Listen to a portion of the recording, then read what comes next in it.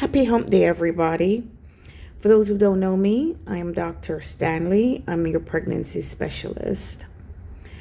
I've had a few patients for whom I've had encounters with who have really struggled with emotional and psychological triggers that was born of a prior pregnancy experience. If you are a person for whom you've gone into the healthcare system, you've gone to institutions, you've had medical procedures, perhaps there was a pregnancy outcome that was you felt ill prepared for, and it ended up being a traumatic experience, know that you're not going crazy in your head.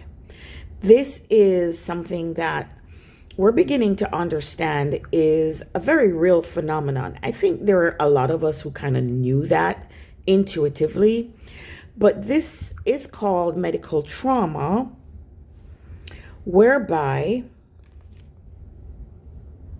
emotionally and psychologically there are memories that sort of keep pervading through your current care that can negatively impact your experience and your outcomes in the healthcare space.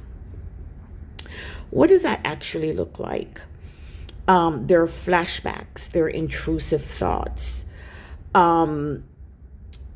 there are fears of a repetition, perhaps even one unsuspecting word may trigger a flashback in a medical setting.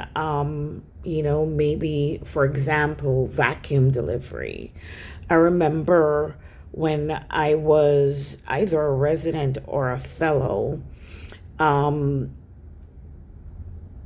there was a patient for whom I was involved with, and it became an uber emergency situation, and a clinical decision had to be made in literally within seconds.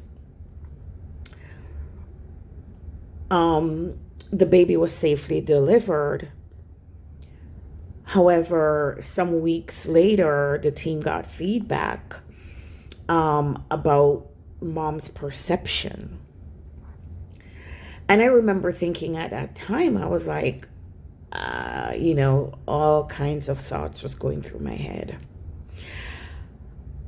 And the team, we were kind of scratching our heads because I'm like, well, we saved the baby's intact. We were really struggling to understand.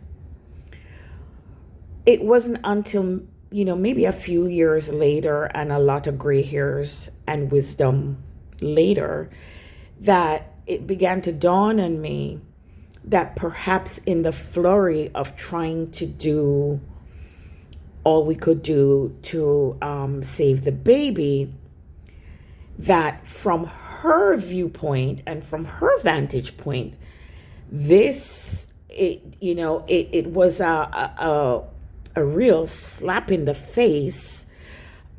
She was not prepared for it. And I honestly cannot remember how much time was spent to explain. I know the situation was explained, but I honestly don't remember if there was sufficient time to kind of allow her to process it. But I often wonder, and it's very likely that, that delivery was traumatic for her. And so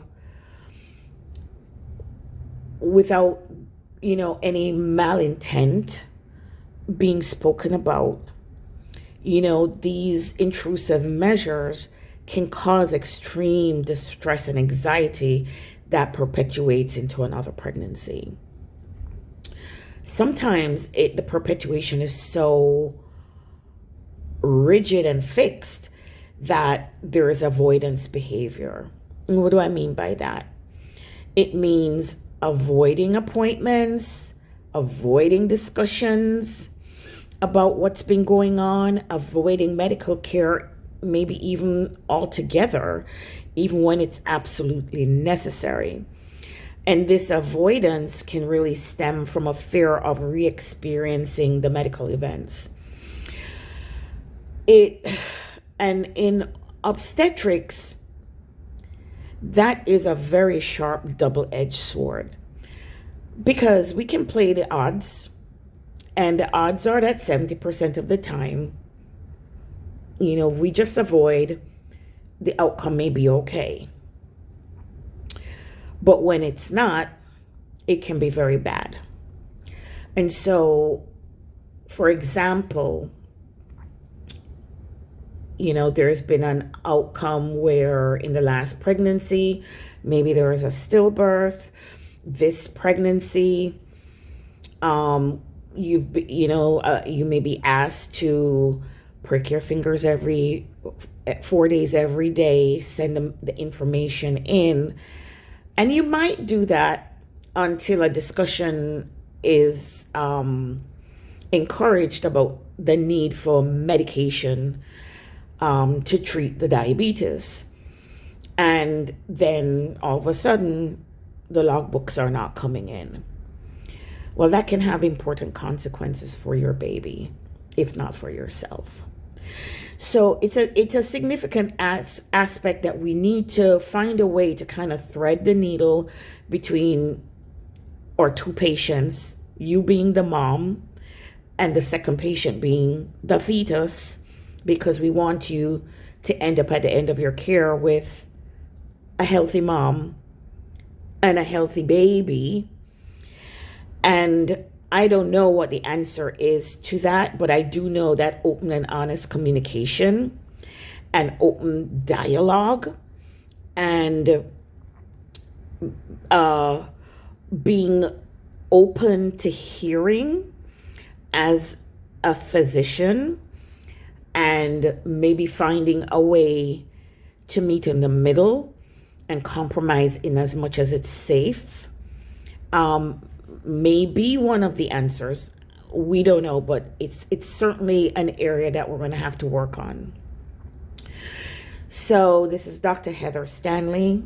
We do pride ourselves on trying to thread that needle. Sometimes it's not always, we miss the eye or the needle stick us, but we're going to grow, achieve, or die trying. That I can promise you. You can find us on Linktree or Insta at Unity MFM. I would like to invite you to please come work with us. We have an amazing team that has our mission of helping you to achieve your best outcome, whatever that outcome is.